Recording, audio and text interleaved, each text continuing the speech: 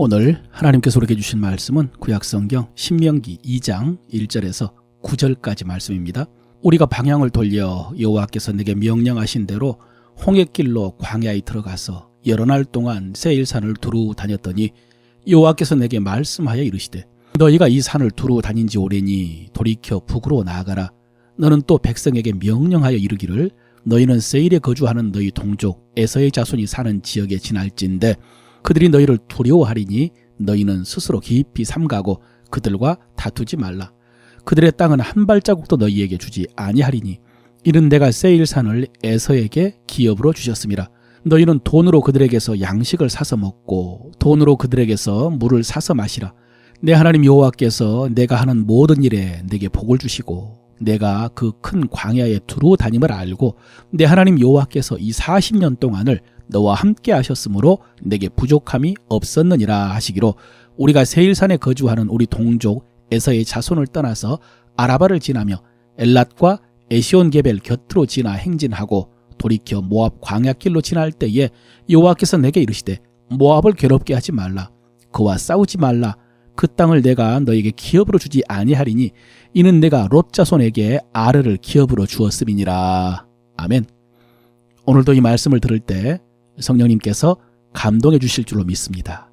그 말씀을 계속 묵상하면서 하나님의 뜻을 발견하고 그 뜻을 이루는 여러분 되시기를 바랍니다. 어제 우리는 이스라엘 백성들의 가데스의 반역으로 인해서 하나님께서 이스라엘 백성들을 가나안이 아니라 다시 광야로 이끌어 가시는 모습을 살펴보았습니다. 시내산에서 가데스 바네아까지 10하루길이었는데 가데스에서의 그 불신앙 또 불순종 악한 말로 인해서 40년을 광야에서 방황하게 된 것입니다. 오늘은 이 광야에서의 심판의 시간이 끝나고 하나님께서 이제 가나안을 향해 진군하라 라고 말씀하십니다. 1절 이하입니다. 우리가 방향을 돌려 여호와께서 내게 명령하신 대로 홍해길로 광야에 들어가서 여러 날 동안 세일산을 두루 다녔더니 여호와께서 내게 말씀하여 이르시되 너희가 이 산을 두루 다닌 지 오래니 돌이켜 북으로 나아가라. 여러분, 우리가 성경을 공부할 때 출애굽 광야 시대를 광야 40년이라고 말합니다.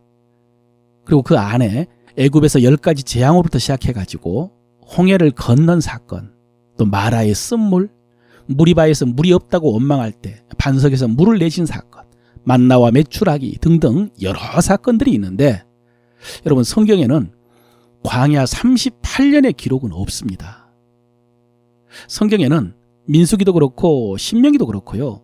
가데스 바냐에서 반역함으로 광야로 다시 돌아간 기록 그 다음에는 38년이 흘러서 이제 가나안으로 올라가라 라는 말씀이 기록이 되어 있습니다.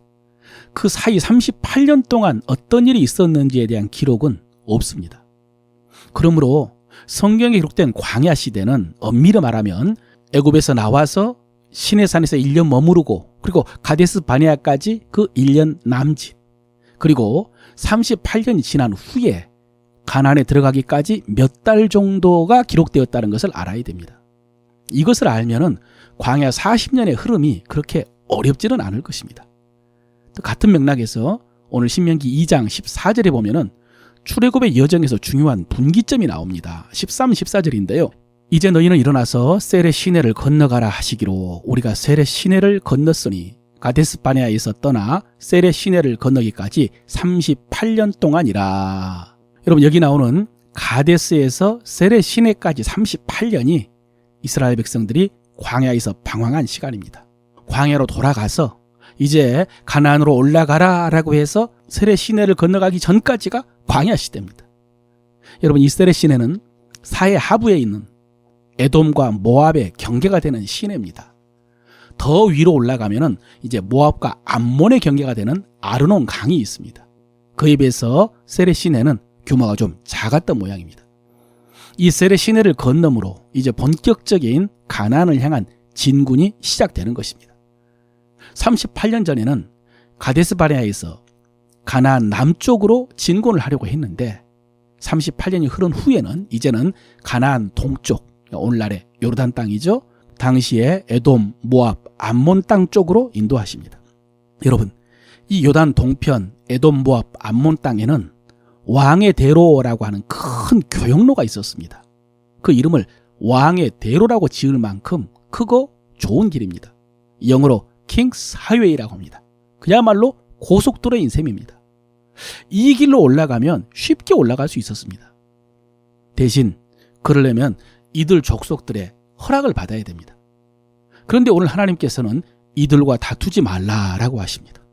그들이 너희를 두려워하리니 너희는 스스로 깊이 삼가고 그들과 다투지 말라.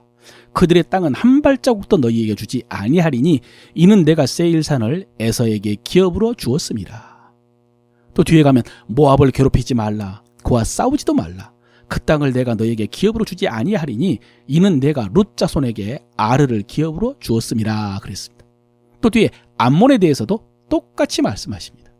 여러분, 이들이 지나가기를 허락해 주지 않으면 싸워서 돌파할 수도 있는데 하나님께서는 안 된다고 하신 것입니다. 그 땅은 그들에게 주었다고 하시면서요. 그러면서 너희는 돈으로 그들에게서 양식을 사서 먹고 돈으로 그들에게서 물을 사서 마시라 라고 하셨습니다. 그런데 여러분, 민수기에 보면은 에돔 족속이 이것조차도 허락하지 않습니다.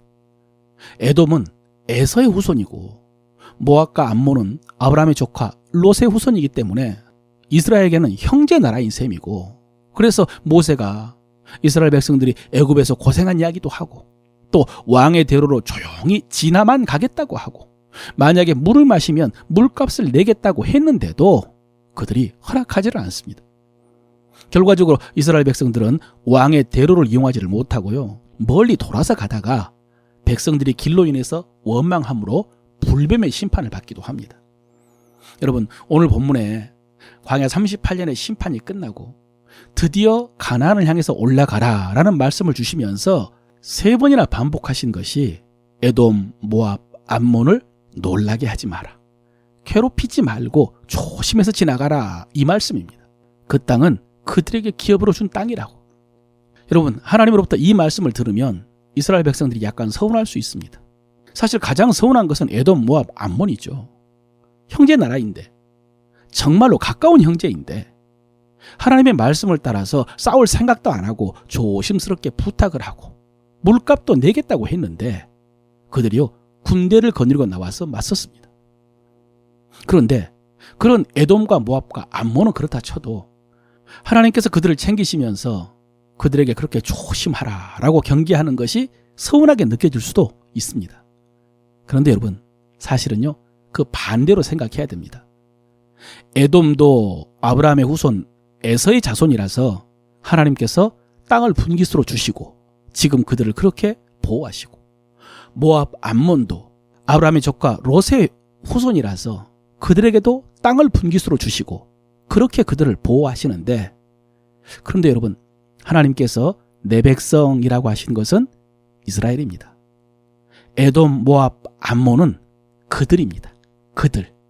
이스라엘 백성들은 내 백성입니다. 오늘 본문에 나오는 것처럼 하나님께서는요, 그들에게도 신실하시고 그들도 사랑하십니다. 그런데 여러분, 하나님께서 에소의 후손과 롯의 후손에게 그렇게 신실하시고 그들을 그렇게 보호하신다면 하나님께서 택하신 아브라함과 이삭과 야곱의 후손에게는 얼마나 신실하시겠습니까? 그들을 얼마나 사랑하실까요? 하나님께서는 에돔과 모압과 암몬이 시기할 정도로 이스라엘을 사랑하셨습니다. 여러분, 이 사랑을 아는 것과 모르는 것은 얼마나 다릅니까?